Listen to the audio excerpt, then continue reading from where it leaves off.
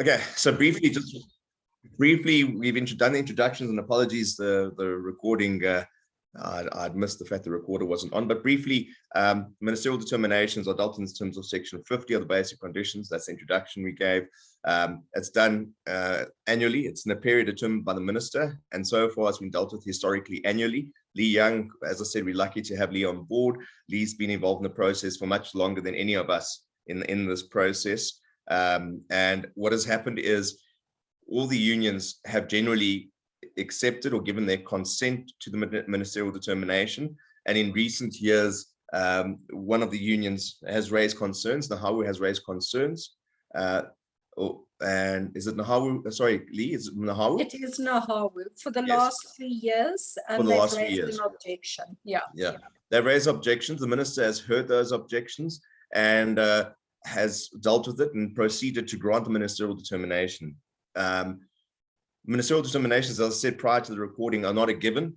It's an application that's brought to deviate from the basic conditions of the Employment Act. And particularly in your sector, one of the things that was raised is the fact that they need to do due diligence to make certain that if someone is for some reason harmed due to the ministerial determination or something happens, that they've done their relative due diligence in granting this. So what they did is 14 July 2022, this prompted the various engagements. The minister, which previously had not been done, the minister's offices then sent this correspondence, which is saying, look, we've received representations from the Nahawu objecting to your application and to the ministerial determination. The union therefore raises allegations about exploitation through moonlighting. Allegations are contained in the document. Now, there is a document Nahawu sends through. In there, amongst other issues, is the issue of moonlighting. Now, moonlighting obviously is a concern that industry has raised. And in fact, Lee was part of the team that together had formed a unit that made recommendations to the Minister of Labour years ago. Unfortunately, the recommendations made, not much happened thereafter, as I understand it, and Lee will expand. But basically, therefore, the department undertakes, if you look at the further paragraphs lower down, to commence their own inquiry whether the granting or refusal would be to the best interest of all parties. And obviously, that's in their discretion. And that's every year has been in their discretion, whether to grant it or not. It's not a given. And it appears some people thought it's a given. That is what it is. It's never a given. When you apply for the period determined by the minister, then the minister has an opportunity through his offices to look at it. We were lucky enough in the sense that, so they asked for certain supporting documents to consider the application. Now, we were lucky enough to narrow down the information that they were required. We met with Mr. Nkilipi himself, as well as the representative in the email, captured in the email there, Mr. Sabola, or Mr. Sabola, as well as Mr. Masenya. Those are the three representatives we had. And in fact, they had a bigger crew on board for the meeting as well. Now, what's important is we got that meeting exceptionally rapidly. And I think what's important further to say is that this is not the Department of Labour. My experience with my involvement with the parliamentary processes, etc., throughout the labour law amendment process is the department has been exceptionally quick in responding to feedback, in responding to correspondence, etc. We were able to secure a meeting with Mr. Nkilipi, and he's the acting Deputy Director General. So this is significantly high up the chain of command. This isn't just, any old official from the Department of Labour. He was able to go through, and he said exactly that in the meeting with ourselves. And it's the collective that you've seen. And that is, he said, Grant, we have to do due diligence. We can't just issue these things. If there's real concerns, what happens if someone dies? He says, then what? The nursing industry is already under so much pressure. And he wants to also obviously engage the Minister of Health in terms of, all these discussions as well. So he's heard things. He just wants to make certain, follow due process, get your information to the guys quickly, and we'll do our job. He said it's as simple as that. We got the information narrowed down quite significantly. It's not a huge amount of information. There has been further requests for information, which do make sense under the circumstances. And again, where there have been further questions, we have responded to them through the offices of APSO, AHASA, and CAPES as well. So the session really is just to perhaps have your ability to engage, ask questions, etc. And the team just asked me to be present, talk through any legal questions that might come through. And if there's more industry questions, we have the whole team on board. So please feel free to engage. We have received a few questions already, and Leanne will take us through. If you have others, please insert them in the chat box, and Leanne will, if you don't mind, Leanne, take a look at the chat box and shoot with any questions to whoever you want to ask questions to. Okay.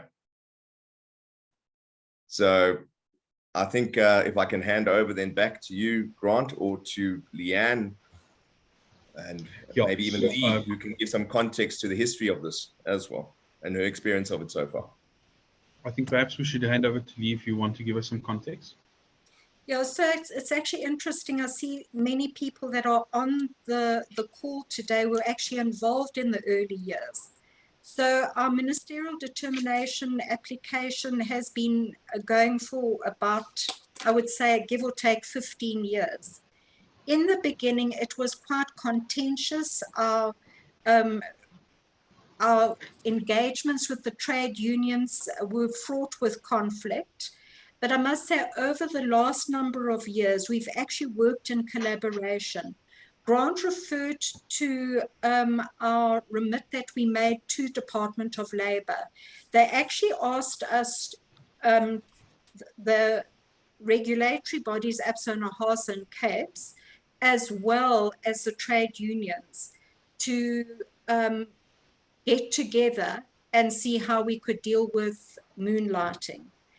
And long story short, we worked in collaboration, including with NAHAWU, and they also concluded and provided us with information, and our submission was put through to Department of Labour, and at the end of the day, we haven't had any feedback.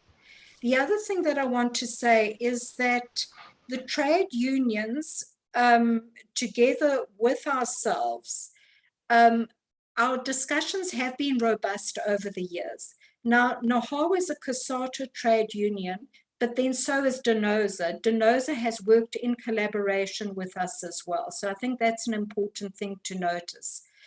The people that we were engaging with in earlier years with NAHAWU, they are no longer in the mix. So we've got new groups of people, and I think that's part of the reason why there is, it's not business as usual. So I think where we've got to now is a case of when we met with the Department of Labour, we'd got to a point where we were negotiating for the 2023 year. We've got certain members in both APSO and AHASA that have different end dates of their current ministerial determination. And the question was raised in that meeting, what happens if ministerial determination certificates have come to an expiry date and the department is still busy with their diagnostic or their analysis? And the feedback that we were given is that we would then need to apply basic conditions. The question was then raised, but we would then need to negotiate or engage and consult with our employees. And we were actually advised that you do not need to consult on the law. If there is no ministerial determination, then basic conditions apply. And I think that is where we got to. And then pretty much, Grant, that is where the information has been supplied. So what I do want to say, if any of our members have not submitted their initial information as well as their secondary information, that potentially gives rise to further delays in our applications.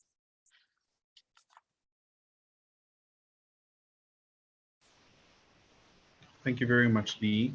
Lee, I think I want to just also remind the members that if they have any specific questions, that they must please post that into the chat box. Leanne, would you like me to go through some of the questions received from the AHASA members, or will you proceed? Yeah, Grant, I'm happy to go through those questions while we're waiting for some more to come through in the chat box. So these questions have been raised by several AHASA as well as APSO members, and they are going to be raised to the panel, APSO, Jackie Ford, AHASA, Grant Pepler, as well as Grant Wilkinson from CAPES. And Lee, with your history, you're welcome to come in at any point as well. So the first question that I have here is, how will the department analyze our data and what exactly are they looking to find?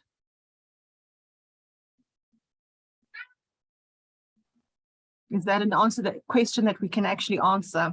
Well, I don't think we'll be able to see how they're going to analyze the data. I think what's important just is, remember, I know a few people have concerns with regards to POPI. If the exceptions for POPI obviously are where there's a legal requirement, and this is the department being nice, they can figure it out themselves eventually, but it's going to take them a hell of a lot longer to do it, and you're going to have your application delayed. But inevitably, they're asking for certain information. What they're trying to establish is, by giving this ministerial determination, are employees having conditions which expose them to risk? And I think what they highlighted quite strongly in this instance as well is exposing patients to risk as well. I did not, whilst this isn't a political thing, it's something that's important to remember. When this meeting took place on the day of the Lekgotla, if I'm not mistaken, the ANC Lekgotla, and on that agenda was nursing. So nursing at the moment is a big discussion point, and people are concerned about welfare of both nurses, employers, and also patients as well. They would be very mistaken in their approach if they just went and just rubber stamped everything. I think Mkelipi will be under a lot of pressure from both the Minister of Labour and Health had he just rubber stamped the process. He's just saying, give me the information. We've given it how many years in advance. Let's do the due diligence. If there's no reason not to give it, then we will give it.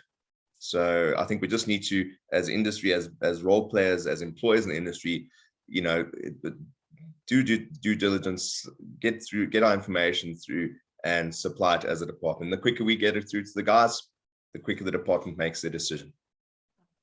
And that's again not to guarantee that they will actually issue the No, 100%. They can choose to give it or not. That's been like that for time and eternity. Since this portion of the Act is up application, it's never a guarantee. I think that's important to remember. Yeah. Do we have an idea, Grant, on when the Department of Employment and Labour intends to reach an actual decision? Are they waiting for all the AHASA and APSO members to submit the information and then make a call and meet with the Department of Health? Or are they taking each ID number and timesheets and whatever on ad hoc basis? How well, you supply the information to, remember, it's an employer that supplies and applies for the determination, and then they decide to grant you the determination or not. So the sooner you get the information to this, they've said, the sooner you get information to it, we'll consider it, we'll look at the information supplied, and if it's above board, if no one's at risk, we're going to give it. There hasn't been an indication, and they said, we're not, well, thanks for volunteering to be the mouthpiece, but in the process is we'll give feedback to the employer, and you need your members to give feedback to you. So I think members must just be on top of their communications, follow up, once in a while, not daily, please, but periodically. And if you're uncertain, just liaise with the team, pop a question to the team and say, look, I haven't heard from the department, or I haven't received a response yet. But I know one of the ladies, I think it's Lee, you had, was it yourself or was it someone else in the group, had received very quick feedback. And even myself, any communication I've sent, same day or next day, and I've never experienced that with the Department of Labour. So, Grant, it was more confirmation, having received our information. Yes. Our team actually requested that they acknowledge receipt, and we were given acknowledgement. 100%. And I think it's important, whilst we often say, look, substance over form, I think it's important that we do sort of prompt responses exactly like that, with ending your paragraph there, please acknowledge receipt of the correspondence. Quite right. So there are two questions in the chat box. Firstly, once a determination has been made, it is only valid for a limited period. How do they determine the period, and can one ask for an extension if there's no changes requested, as it was already previously approved? Well, I think Lee's been involved in this process throughout, so I'll ask for Lee's, practical on the ground experience. But how it is, you bring the application in terms of the section, and I can bring it up if you want me to, but a summary of it. But you bring the application, and it's a process of them choosing to accept or not, and asking for information as has been the case now in this instance. I think historically, Lee, and I've seen in the last couple of years, you guys as industry have supplied template documents to assist your members to, bring applications as well, which has made it helpful. And I think that's what's pushed it through. Lee, I don't know from your...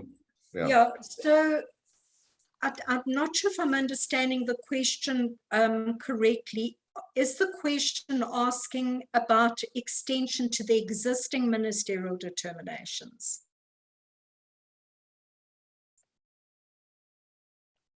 And then I'm going to, while we get that clarified, I just want to also, I know one of the questions, and it could be relevant to this, is the duration. That I know one of the questions we received prior was, can negotiations be longer, for a longer term than just the 1 year?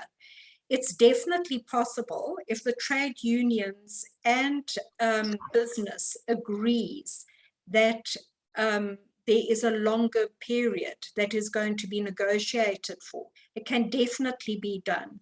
In 2019, we had negotiations with the trade unions, and we were actually on track to secure a 2-year renewal period. But because it was not the majority that agreed, again, AHA were not in support of that, it was not pushed through. But you can certainly negotiate for longer than a 1-year duration. And then have we got clarification on the question?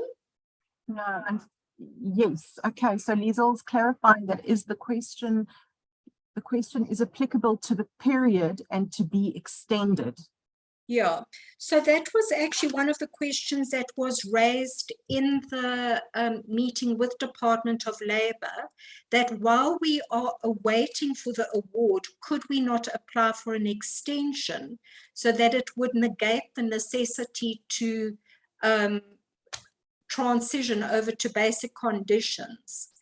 And the answer was that it is not an option, because in order for the minister to approve an extension, there's a long process that takes place. And the hope from Department of Labour was that they would have all of the agency information so that they could fast track the decision. My understanding, though, is that not all of our members have made these submissions. And that's a concern, because obviously that has ramifications throughout industry. This is one of the, I'm going to try and be polite or politically correct my wording perhaps. This is one of the occasions where the department really has stepped up and actually has worked very well, very quickly, get this sorted out, give us information, and we'll look at it, we'll consider it, we'll decide whether to grant that or not. So if we are now getting the opportunity to properly engage at an exceptionally high level, those of you who've been around know Nkalipi is exceptionally high in the department, and then we end up not playing ball, we're just shooting ourselves in the foot as an industry, and that's a concern. It's not a...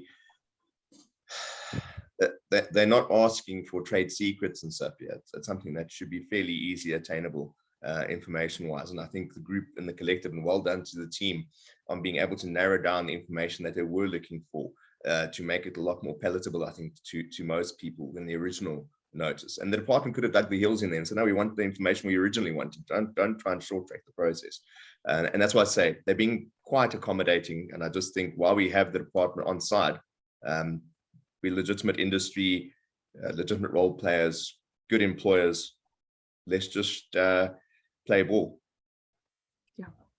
Another question from the chat box. What will be the risk factors considered? I'm assuming that's the risk factors that the Department of Labour will be considering when analysing the ID numbers and the work periods. My gut feeling on this, and I don't know if anyone else wants to volunteer based on their industry experience specific to the nursing trade, but my gut feeling on these things usually is that people aren't working excessive hours, excessively long without breaks, without leave, etc. And they burn out and as a result of patient, or that they slip up and are negligent in their conduct due to not getting the requisite rest periods, etc. And as a result thereof, a patient is injured or, heaven forbid, deceased. I don't know if your view is the same as the team who's more involved directly in the nursing trade. Yeah, Grant, absolutely. To the greatest extent, during the consultation with the department, they raised the concerns that NAHAU had raised. Some of the concerns that NAHAU had raised was specifically patient safety, but also the exploitation of the nursing staff, and the authorization of the nursing staff to work outside of public service. A lot of our members working with the Department of Health, as well as private clients, would know that the staff members required to have RWAPs, or which is a permission slip provided by the Department of Health to work outside of public service. And without these specific permissions, the nursing staff are unfortunately not allowed to work for agencies or for private facilities in the private capacity, or even during their off duties. And so these are some of the things that the department is trying to identify. And in fact, that's also one of the questions that the department had raised to some of the applicants directly, specifically asking them to identify on their submission of supplementary information which of the candidates are employed by the Department of Health. And I think to a great extent, a lot of our members don't know whether or not the staff member is employed by the Department of Health. And really the onus is on the nursing staff member themselves to declare that they are in fact employed or not. But if you do know, then you should be submitting. And if the department has asked you to identify which of your staff members are working for the department, then you should do that. And the reason why you should do that is because if you don't do that, the department doesn't have to approve the ministerial determination at all. And if they don't do that, I think we all understand what the negative effects would be on our personnel going forward. A reduction in their net pay, and then also the opportunity to apply for annual leave and sick leave on days that they are shifted. So these are some of the risk factors that we are looking out for. I think there's a comment from Mandy as well. Just, I think they'll also be checking that the Department of Health employees, the staff are not moonlighting without RWAPs. Mandy, I think that's a comment, not a question. Thank you for that. Just going back to the emailed questions, have all the clients or hospital groups been informed of the situation, and what was their response? So what we did as APSO and AHASA is we provided all of the members with a communication that in order for them to inform the clients. So we actually sent out communication to you all advising that that was the route to go. Having said that, we're very aware that the big private hospitals are most certainly aware of it, because you can also understand around the joint and several liability aspect, it's a risk to them. So they are very interested as to where we're at as an industry. Thank you. Are there any further comments from the panel? Grant P, Grant W? I think it's also just about consistent communication. And I think the team collectively have put a lot of effort in. It seems like a one-pager, but a limited amount of page of communication. But it's absolutely essential that there's consistent communication between members and their clients. Without providing any detail, I have tripped over, if you will, a client that perhaps was a little confused, or not confused, was clear on the messaging, happy with industry's messaging, but then at ground level, getting mixed messages from members. So happy with the communication from the industry body, quite clear in terms of what's happening, and then getting the term mixed messages was utilized by the particular individual, but inconsistent messaging perhaps is a more appropriate word.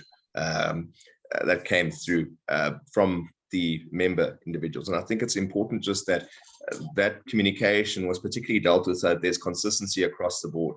Because the moment there's not consistency amongst us in terms of our own communication, it looks like, you know, parties or yourself or one of the guys on the ground level don't know what they're doing.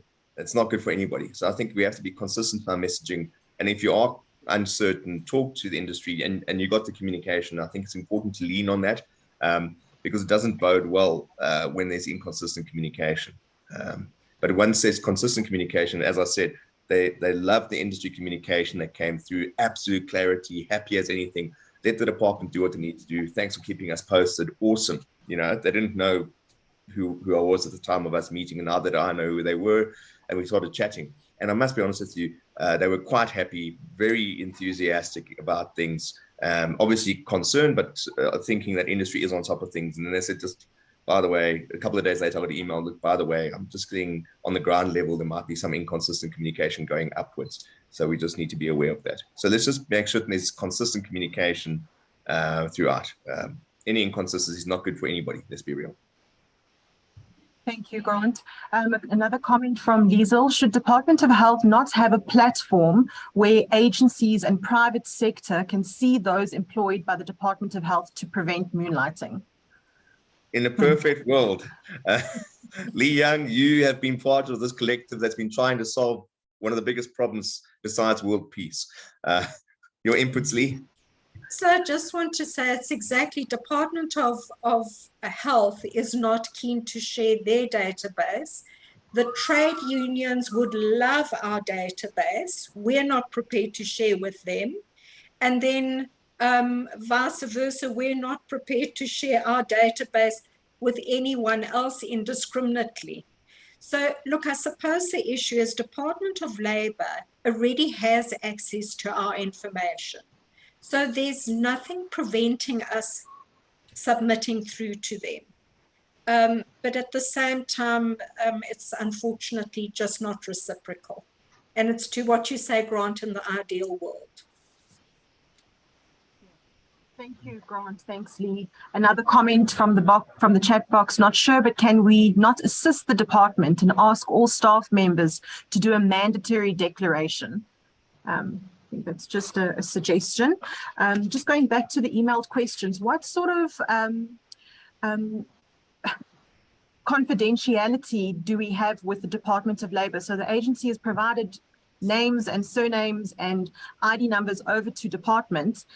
How will they be handling that information to ensure that it is treated confidentially? Well, I think we've seen it now with the SAPs, and this is very unfortunate, and I'm being very polite with my language, case that happened in Krugersdorp. The information regulator has taken SAPs to task because the victims' identities of the 8 ladies who unfortunately put through that ordeal and terrible circumstances.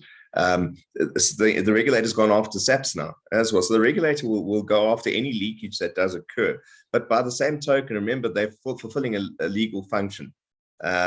So are there any guarantees in life? No, but by the same token, they're fulfilling a legal function. There's zero risk to yourself, but obviously why they're asking for the processing of information is X. It's not to start dishing it out to the various unions, let's put it that way. And there's no intention, I assume, for the department to favor one union or the other. They'll be shooting themselves in the foot significantly if that is the case.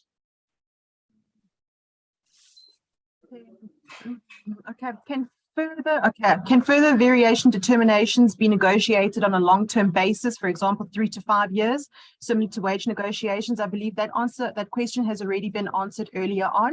Yeah, Lee answered that, yeah. Thank you. Yeah, I think Leanne, if I can just add to that, I think also that after the assessment has been done by the Department of Health, the industry will be in a far better position if it has been found that we are not exploiting the nurses. This will be an exceptionally good position to negotiate on the department with for longer periods of time.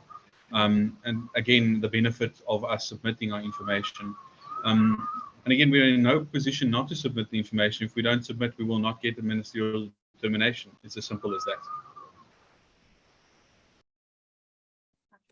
Thanks, Grant. How can the Department of Labour assist or verify that the trade unions have the full mandate as per the workers' preference to work on ministerial determination? Well, I think that it's the same thing as any negotiation. How do you establish that there is a full mandate? And remember, it's not about the 100% mandate. There may be one or two members that go, no, whole members that go, no, but I'm not agreeing with that. I don't agree with that. It's a majority. It's what they've decided as a collective. But same process. You know, you can't go to the opposition and say, wait, prove to me that's your mandate. Come, they're not going to get it from us. We're not going to get it from them. It is what it is in terms of that. Another question, not much meat to it, but how do we accommodate non-unionized employees? So maybe I could answer that. Yeah. Is that we've got a collective process that incorporates the non-members of the nursing agencies who are represented by APSO and AHASA. Perfect. Short and sweet. Mm. And sorry, Leanne, I've got the other correspondence that you've asked me to share, also just the correspondence sent to members on the 29th of July, and you can see how rapidly the process went by virtue of the previous correspondence and this one. Yeah.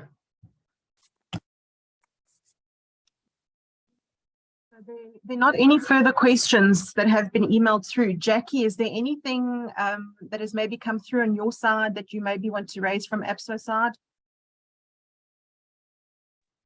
I think you've covered most of them. There was just the issue that related to assistance from the ESC grant. Is it possible to ask for assistance from the ESC? And I know when we chatted earlier, you had a response to that. Yeah, the Essential Services Committee wouldn't deal with this. In terms of the Act, the minister then, once ministerial determination obviously is looked at, said the minister goes to the Employment Conditions Commission, and they're the authority that is empowered or authorized to handle this type of thing. But I think the first thing is deal with the Department of Labour and the minister, and then from there, obviously, Employment Conditions Commission gets roped in. Not by ourselves, unfortunately. The department would go there. Yeah.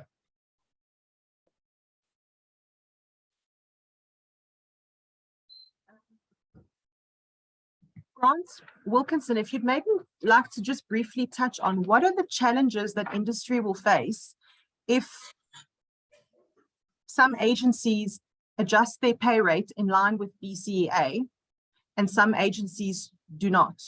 Well, I think, we're setting ourselves up as industry for failure. I think if you don't have ministerial determination, you have to apply the Basic Conditions of Employment Act, full stop, done.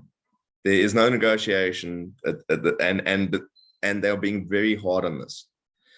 Now, the important thing is, there's no secret where you're hiding, so they'll target quite quickly. They'll be able to identify who you are, and they'll come through, knock on the doors of the various places you're rendering services, or to your own offices and say, okay, cool, show me your ministerial determination. Okay, no, you don't have one. Okay, show us what you've done. And you don't do that, do you breach the Basic Conditions of Employment Act, you run massive risks, ladies and gentlemen, fines, all sorts. I mean, I think we're setting ourselves up, and particularly if we're saying, look, we are a legitimate industry, we are servicing our clients, we are doing the right thing, especially where the risk is that someone can die. And I'm repeating that because that's what has been echoing in my ear with Mr. Nkalipi continuously. Grant, what happens if someone dies because your guys are doing the wrong thing? Now, we're saying we're legitimate business. We're saying that we represent the best of the best. We are ethical. We've got industry standards bodies, voluntary association, and all sorts. We've got to then step up to the plate, guys, and we've got to show, look, we're doing the right thing. We don't have an MD, and because we don't have our MD, unfortunately, we have to apply the BCEA until we have our MD. Client's aware of it. Client knows. A client would not want you to operate as if you have the MD without your MD. So your clients will be on you from a reputational perspective. They are monitoring you. I saw communications. I think Jackie, you or Grant shared it with me, where one of your clients actually had emailed everybody and said, "Show me proof of your ministerial determination." So clients are aware of it. They're not going to expose themselves to reputational risk. Okay, so we've always done that. You've always been setting the benchmark in terms of ethics, standards, etc. And what prevents the minister from going to you and saying, well, you're not playing ball, so I'm not going to give it to you? It's in their discretion. You know what I mean? Obviously, there's processes and protocols and justifications, and the minister's not going to say it like that. Let's be real. But it might boil down to that. They'll pretty it up, give enough legalese and everything. So you've got to be very, very cautious in respect thereof. If what we are asked to supply is there, and if we don't have a ministerial determination, we cannot be operating as if we have one. We have to apply basic conditions of employment act. Otherwise, we're in breach. We're in trouble. Think of reputational risk. What's the first thing that's going to go onto TV? Is it going to be that hospital is causing hassles? Is it going to be this, or is it going to be, and they're not going to use the correct terminology. They're going to say labor brokers did X, Y, and Z. You'll be on the front page of the news, and not for a good thing. And your client will be going there, what the heck are you doing to my business? Okay. Just reputation, your own compliance aspects, fines, licenses to practice. It's it's not something I'd even consider, to be honest with you. I also want to add is that there's a very important group of stakeholders, and that's the trade unions. We've worked really hard to build up a trust relationship. Our agreement with the trade unions is that members that belong to APSO and AHASA are covered by ministerial determination. But remember, it's conditional of you submitting your application to Department of Labour, because each nursing agency has to do it on their own bat under the umbrella of APSO and AHASA. The trade unions will not recognize an agency that is not an APSO or AHASA member for purposes of the ministerial determination and future negotiations. So our behavior right now is critical in the event of us securing ministerial determination going forward and for future negotiations. I want to absolutely echo what you're saying, Lee. This relationship that we have with the unions is of paramount importance. We, as AHASA and APSO, cannot in isolation apply for the ministerial determination. Our cooperation and full compliancy to what we said we are going to do and what we are doing, it needs to absolutely gel, and it needs to speak to each other. So we need to maintain our relationship with the unions, and we need to show our clients the quality that we are offering in terms of compliance. And I also want to indicate to the industry that a large portion of the members have already had their ministerial determination has already expired. Okay, so by, I think it is February next year, the remaining would have all have expired. If we have not received the ministerial by that time, determination by that time, and remember this time around we've all applied through APSO and through AHASA with the intention of aligning all of the applications to be in the same period. If by February we haven't received the feedback from the department, and it is possible, especially if we are not all submitting our information, then all the agencies will have had to revert back to the basic conditions of employment. In other words, we would all have to then start accruing annual and sick leave for our staff members, and then also adjust their net pay to a lower rate, minus around about 3.5%. And so that's a significant number. And we understand the concern that there exists, but compliancy to the Basic Conditions of Employment Act there's no negotiation around that. And the Department of Labour in our negotiations with them made it extremely clear to us. It has never been guaranteed, just like Grant said, it has never been guaranteed that we would receive the ministerial determination again. And so our cooperation in terms of the supporting documents that we are supposed to supply will be the determining factor of whether or not we will get the ministerial determination again, in conjunction with what Lee Young has now said. Compliance is absolute key in terms of maintaining our relationship with the unions that allow us to apply for this ministerial determination with their support. I think what plays in our favor a bit with the applications, but quite significantly, that it's only AHASA that's kicking against this. Everyone else knows it's for their members, it's important. For industry to survive, it's important. So everyone is playing ball except AHASA. So the department obviously is, if you look at the timelines of the correspondences, is doing their share, and now the ball's in our court. And I think what's important what's important just is that we do our share, because it's a very easy conversation for the department to go, well, not playing ball, we've considered it and we're not going to grant it. You know what I mean? You guys are trying to jipper the process, is the old Eastern Cape word. Sorry, I'm originally from Eastern Cape, and it's trying to jipper the process, so just be very careful with that. Do the right thing. If you haven't got an MD, apply basic conditions, and it does also, it's an ethical consideration, isn't it, as well? Not only a legal compliance thing, I think it definitely boils down to an ethical consideration as well, knowing full well that you don't have an MD and yet you're running things outside of basic conditions of employment. Besides a compliance issue, there are concerns on the ethical front, in my view.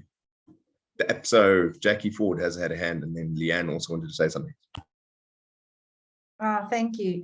Yeah, just following on, I think, from what you're saying, Grant, around AHASA and the request for the information and looking into the issue around the moonlighting. I see in the chat box there is another comment, and I think it talks into what you're asking. After 15 years of having consistent MD application, is there information which the agencies can have to understand how nursing to patients were compromised or exploitation or burnout? So that I'm sure would, I don't know, maybe would the department ask for that information from somebody like AHASA that's objecting and using this as the reason? Is the looking into the moonlighting issue, do you think it's going to extend to cover those sorts of things? You're saying it's bad. You say patients are going to succumb because of all of these sorts of things. So show us the evidence, or do you think it's just a ruse? I don't think it's a ruse, and I don't think it's rhetoric. I think from what I can gather from our engagements with them, they've taken it exceptionally seriously in terms of their role, in terms of doing due diligence.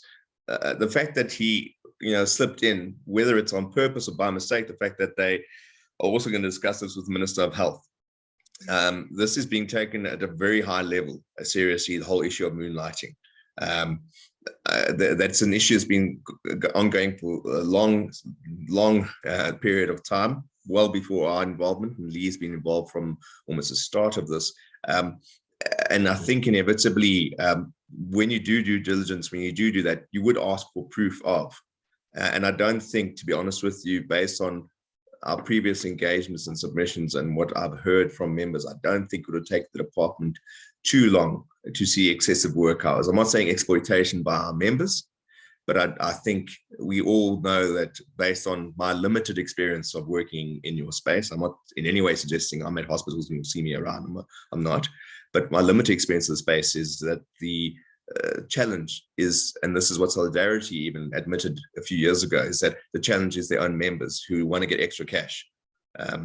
That's where the issue lies. So I think that will be a situation of not being too difficult to prove that there is some level of excessive working that's taking place and not allowing sufficient breaks, or taking sufficient breaks, perhaps not allowing. Allowing is the wrong word, but taking sufficient breaks. Thank you, Grant. Thanks for coming in there, Jackie. There are no further questions from the chat box. I'm going to hand over to Grant Pepler to give us a closing. Thank you. Oh, thank you so much, Grant Wilkinson, and Capes and AHASA, Lee Young, Jackie Ford, Lee Angel Jeeve. I want to say thank you so much for hosting this event and for really making yourselves available, as well as for your engagements with the Department of Employment and Labour. I think to a great extent, the industry is very thankful for the amount of effort and passion that you have put into this specific project. that has been to a great extent your big project for the past many years. We do appreciate all the effort that you've been putting in with your negotiations together with Leanne and the AHASA team and APSO team with regards to negotiating this ministerial determination. And I want to also then thank all the industry members for being here. You have exclusive access to the ministerial determination because of your membership to AHASA and APSO and due to our affiliation with CAPES. And it is very important that we all collectively behave in accordance to our codes of ethics, our membership pledges, and really seriously just in terms of the law. And so we want to thank Grant Wilkinson again for really sharing his deep industry knowledge and his expertise in labor law with us. I don't think that we would come to this point without your support. And I would like to finally just inform the members that you have unfiltered access to APSO and AHASA in terms of the association management. If you have any further questions, please direct your questions to Leanne, to Lee Young, to myself, and to Jackie Ford, and we will then put that to Grant Wilkinson and also discuss it amongst ourselves and share that information back to you in a consolidated and consistent manner.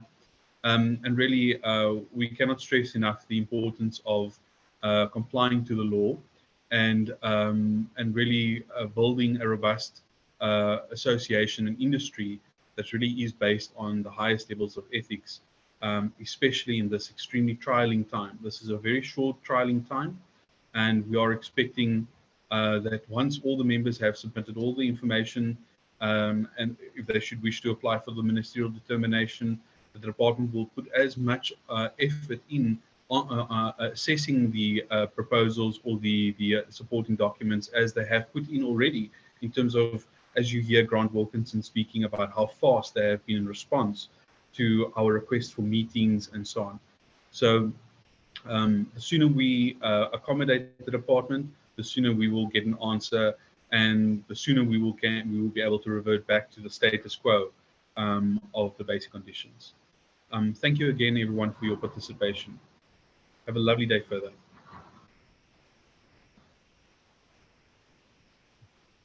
Thanks, everybody. Oh, and finish. Grant Wilkinson, I believe that it is your birthday. And, yeah, 21 again. That, Lee Young has offered to do a solo happy birthday for you. Double plus one, 43 yeah. today. Apparently, I look younger, so I have to tell guys I'm 43, so they don't believe me, apparently. I'll take young man, though. Yes, young man. I don't think I can say that to you, but Grant, I just want to say on behalf of the industry, happy birthday to you, and thank you so much for a really level of commitment that you have to be here today and celebrating your birthday with us. Must be quite a challenge. Thank you for all the effort and time that you put in, and we wish you the best year ahead, and you must have a wonderful year going forward. Thank you so much. Thanks very much. And again, from an industry perspective, I think those of you who've been around for a while, I haven't been around as long as your Lee Youngs, your Jackie Fords, Leanne Georgievs, etc., Grant as well. But since 2008, I've been around industry. I've been fortunate enough to be part of the parliamentary process for CAPES and BUSA, and obviously worked with Johnny quite closely.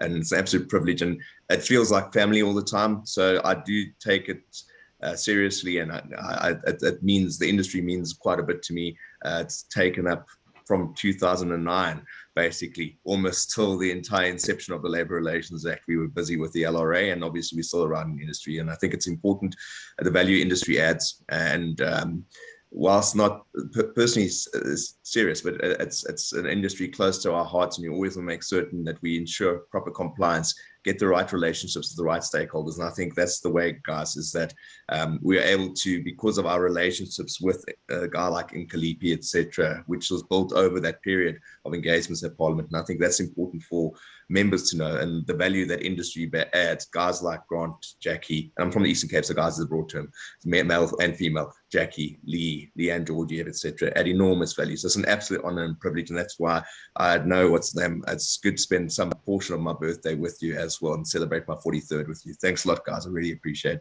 you opening me in. Wonderful. Thank you so much, Grant. It's a pleasure serving with you. Thank you so much. Thanks, everybody. Bye-bye. Yeah, bye.